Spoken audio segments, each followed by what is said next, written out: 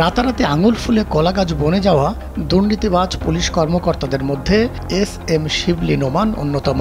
পুলিশের সাবেক অতিরিক্ত উপকমিশনার তিনি। বরাবরই নানা অনিয়ম ও দুর্নীতির সঙ্গে উঠে এসেছে তার নাম। 2019 সালে ক্যাসিনো কাণ্ডে জড়িত থাকার অভিযোগে তাকে বদলি করা হয় ঢাকা থেকে চট্টগ্রামে, কিন্তু সেখানেও কোনো নিয়মের তোয়াক্কা করেননি। দুর্নীতি, ঘুষ বাণিজ্য ও ক্ষমতার অপব্যবহার করে মালিক হয়েছেন হাজার কোটি টাকার।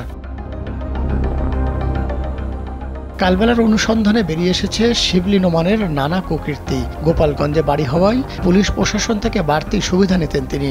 এই সুযোগে সম্পদের পাহাড় গড়েন। খোঁজ নিয়ে পাওয়া গেছে গাজীপুর 100 বিঘা জমিতে মেসার্স এন.এ. এগ্রো, গোপালগঞ্জে 400 বিঘা জমিতে সর্দার এগ্রো এবং রাজধানীর খিলক্ষেতে অটো হ্যাভেন নামে গাড়ির শোরুমের মালিক শিবলী নোমান।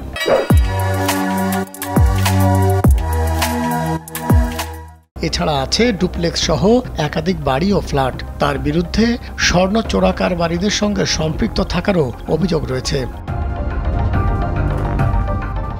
অভিযোগ আছে মামলা বাণিজ্যে বেশ পটু ছিলেন শিবলী নোমান।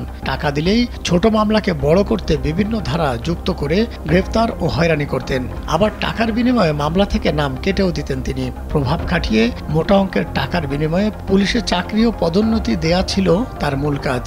নিতেন 15 থেকে 20 লাখ করে টাকা। এছাড়া কনস্টেবল এসআই নিয়োগে 10 থেকে 15 লাখ টাকা ঘুষ নিতেন তিনি। ক্ষমতার অপব্যবহার করে 100 বছরের পুরনো বলাকির আজাহারিয়া উচ্চ বিদ্যালয়ের নাম নিজের মা বাবার নামে পরিবর্তন করেন। স্বর্ণ চোরাচালানিদের সঙ্গে জড়িত থাকার অভিযোগ রয়েছে শিবলী নোমানের বিরুদ্ধে। 2014 সালে 13 মার্চ রামপুরা থানার পুলিশ 235টি সোনার বার সহ একটি গাড়ি আটক করে। পরে সেখান থেকে 165টি বার আত্মসাৎ করে বাকিগুলো উদ্ধার দেখানো হয়। মতিঝিল ক্লাবপাড়ায় ক্যাসিনো থেকে কোটি টাকা ঘুষ নিতেন তিনি। 2019 সালে ক্যাসিনো বিরোধী অভিযানের সময় শিবলী নোমানের সম্পৃক্ততা পায় প্রশাসন। পরে তাকে মতিঝিল বিভাগ থেকে ডিবিতে বদলি করা হয়, আর 23 দিন পর বদলি করা হয় চট্টগ্রামে। তবে এসব অভিযোগ কালবেলার কাছে অস্বীকার করেছেন শিবলী নোমান। আরেকটা বিষয় হচ্ছে, আপনি বিভিন্ন ভাবে চাকরি তদবির করে আপনি টাকা নিচ্ছেন, একটা বদলি করার জন্য 10 লাখ টাকা নিয়েছেন এবং এগুলো বাজে কথা। যে বলে যে আমি চাকরি জীবন কোনদিন এগুলো তদবির আমি করি। আচ্ছা, 2014 সালে স্বর্ণ চোরাচালানের একটা হয়েছিল, 235টি স্বর্ণের বার ধরা পড়ে। এর মধ্যে 165 ধরা পড়ছিল রামপুরায়।